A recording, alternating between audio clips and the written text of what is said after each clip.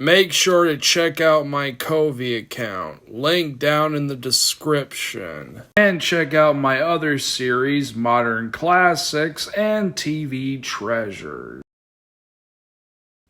His name is Henry.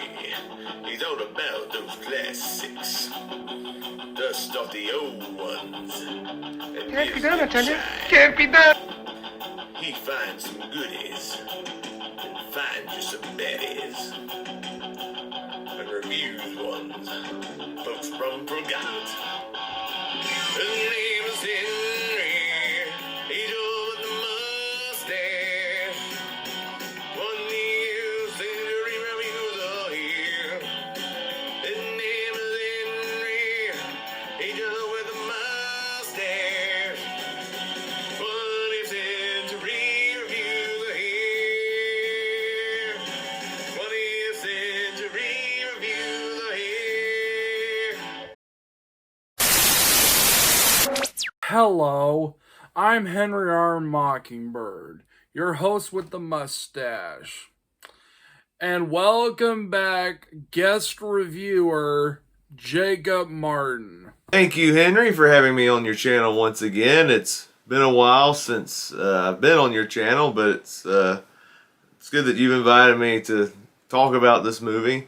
It's a movie that's very interesting because I've seen the remake of this film. I did a review of it on my Celebrating Disney series, Angels in the Outfield, movie that came out in 1994. But it was brought to my attention that that movie was actually a remake that was made by a different studio. And so we're reviewing the original Angels in the Outfield from 1951, released by MGM.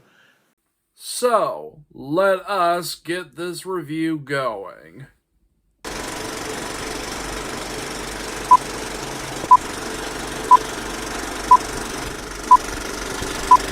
A reporter named Jennifer Page has been investigating why the Pirates are losing. It's because their manager, Guffey, has been swearing up a storm and fighting with his team. Meanwhile, Brighton, a little girl who just so happens to be an orphan, has been praying for the team. And an angel answers her prayers and tells Guffey that he has to be kinder, and in return, he will help him win the pennant. So, what do I think of this movie? Well, I like it.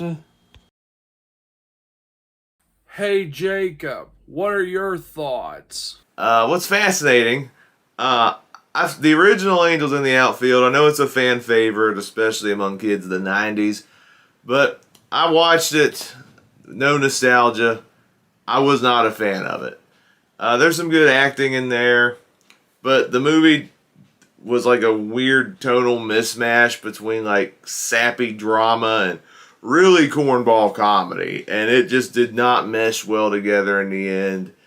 And some of the ideas that they do in this movie I thought were absolutely stupid. Especially literal angels coming down to help out a baseball team called the Angels. And they're like possessing people and making them do goofy tricks while playing. I'm like, this is weird and this is stupid. I don't know what was going on there. I don't know what higher ups at Disney were thinking on that one. But, so yeah, the original Angels in the Outfield, it's a kind of a similar story. Before we start talking about the characters, let us get into a little backstory. The film was directed by Clarence Brown, who also directed Trail of 98, the human comedy starring Mickey Rooney, and his most famous film, National Velvet. And the film was based on a short story by Richard Conlon, who just so happened to be a professor at the University of Scranton in Pennsylvania. And his story was purchased by MGM and started out as a vehicle for Spencer Tracy, who would later be replaced by Cary Grant. But he was too busy starring in The Lone Star, so MGM tried to unsuccessfully get James Cagney from Warner Brothers, only for them to get Paul Douglas, who was already in a baseball movie called It Happens Every Spring. And all the film's baseball scenes were shot in Evansfield in Pennsylvania. And the film was even a favorite of President Dwight Eisenhower. This movie has a lot of cameos. For example, Guffey goes to a restaurant and gives his hat to a hat girl. Now, this hat girl is played by Barbara Billingsley, who was the mom in Leave It to Beaver. Starring Barbara Billingsley, Hugh Beaumont, Tony Dow, and Jerry Mathers as the Beaver. There's also a scene where Guffey brings the girls a TV, and you want to talk about 1950s, dig that TV set. And we see a cameo from Tor Johnson. There are even cameos from baseball celebrities Joe DiMaggio and Ty Cobb, and even songwriter Harry Ruby, who wrote the song Three Little Words. Three little words, oh, what I'd give for that wonderful phrase. And the biggest cameo comes from Bing Crosby. Let us talk about the characters, starting with the main character, Guffey. Guffey goes on a bit of a redemption arc, going from a hothead who swears up a storm just as much as a sailor, and the way they get around swearing, because, you know, the Hays Code, they pretty much pull a Mr. Fantastic Fox and pretty much have him swear in gibberish. Guffey is a man who goes from being a hard ass, which nobody, not even his own teammates, like, to a humble and friendly guy. And it all starts when the angel's voice comes down and tells him to clean up his act, and if he improves his act, he'll help him win some games and win the pennant. And the angel's voice is provided by James Whitmore, who did work on Them, Oklahoma, Kiss My Kate, and also had parts in Planet of the Apes and Shawshank Redemption. I also like the idea of the angels never being seen. It leads it up to the viewer's imagination and interpretation. And I do prefer it over whatever the hell those CGI angels were, like Christopher Lloyd appearing in a Coke cup and coming out. Like, seriously, what the hell was up with that? And Guffey can hear the angels, while Brighton can actually see them, but we don't see them. This one focuses on the manager of a losing baseball team, and he does not have a good attitude. He has potty mouth, and the way to get around that in the 1950s, because they weren't out the cussing movies back then, or it was just like audio gibberish. That was kind of a funny touch for what they were able to do at the time. So he's potty mouth. He's very rude. He's verbally abusive to his team. And it's kind of a redemption story, and they have angels that play in the middle of it. Kind of like It's a Wonderful Lifestyle, where you have somebody talking, an angel talking to the guy who's like, okay, I'll help your team if you improve your life. And okay, I'm like, okay, that's a cool spin on the story. Another touch I like in this is you don't actually see the angels in this movie. I think that was a better touch because I think it leaves it up to the viewer's interpretation, imagination on what's actually going on. I like that touch a lot better. It's not as goofy as the remake where you actually see them go around doing stuff. I think it was done in that way. There's a little bit of a mystery as to what's going on. Let's talk about Brighton. And what an accurate name, because she is a ray of sunshine. She is so adorable. And I really like the relationship between her and Guffey. It's almost akin to a father and daughter type relationship. And I feel like both of them make their lives better.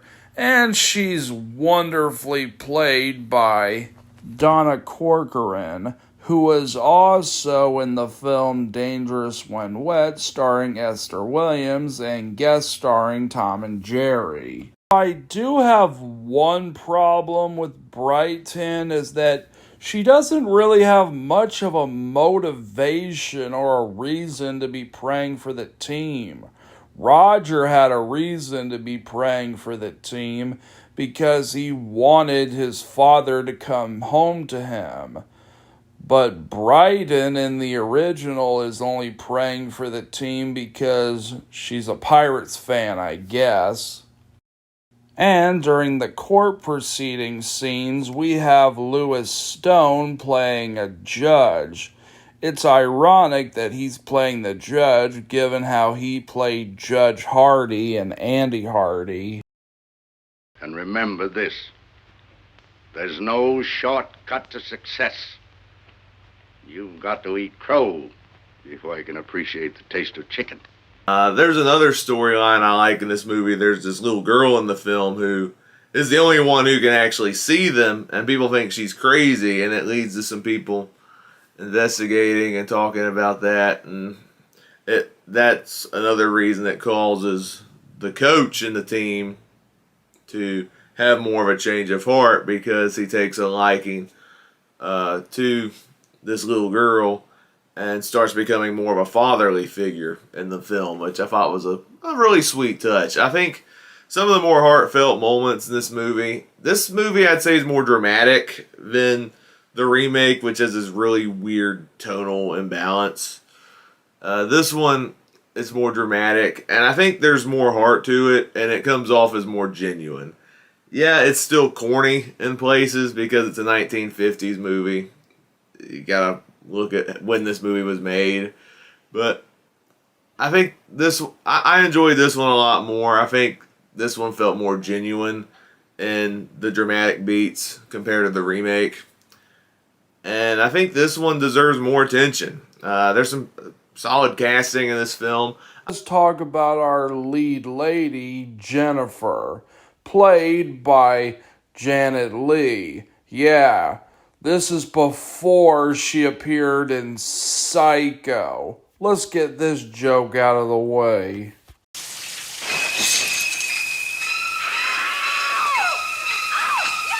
She starts out the film as a nosy reporter, always sticking her nose in Guffey's business and seeing him as nothing more than a dirtbag with a potty mouth.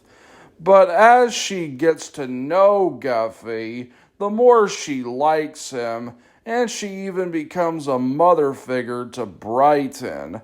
And there's kind of a half-baked romance between her and Guffey, which is kind of weird, not gonna lie, given how he's pretty much older than him. Janet Leigh's even in this movie. I thought that was pretty cool. Marion Crane from Psycho, she's in this movie. Yeah, she's pretty good too. She's like the reporter who investigates the coach and is a key part in helping him turn around pretty much. I liked her character as well. There's like a hinted romance between the two characters that's kind of forced. That's like one of my real issues with the film. And also the obvious age difference between the two. It's like, I don't know about that. But she still does a good job in the film. Let's talk about the film's antagonist, Fred. Him and Guffey have a bit of a rivalry, and you can instantly buy it given how much of an a-hole this guy is. He is such an antagonistic turd that you are just begging for someone to smash him in the snoot. It's cool that Keenan Wynn's in this movie too. He's like the antagonizing broadcaster who has a beef with the coach character, and he gets very antagonistic. He's kind of the equivalent of like the rival radio broadcaster in the remake, but he's not like an over the top cartoony villain in the remake. He's just more of an antagonistic character, and it's more believable in this movie, so I will have to give it that. This is a pretty good movie. I liked it. I say if you want a feel-good baseball comedy for the whole family, check it out. I give it 5 gold stars. This movie it's solid. I don't think it's a great movie. It's still a corny film, like the remake, but I think it's more genuine in how it does its story. And fun fact, apparently I read this was Dwight D. Eisenhower, who was the president at the time this movie was made. He said this is his favorite movie, so props to you for really liking this movie. It's really cool when famous figures have a favorite movie. More power to you, Ike. I like this movie fine. Not a favorite of mine, but still pretty cool. He even has a cool cameo from Bing Crosby in it that was fun to watch. So yeah, there's some neat stuff in this movie. I'm going to give it a 3.5 out of 5. Better than the 2 stars I gave the remake of this movie. I do think this is a better movie. Solid watch. Pretty good, pretty solid movie if you're into sports or if you want like a solid feel-good drama that I think the whole family can watch. I think this is a good one to watch.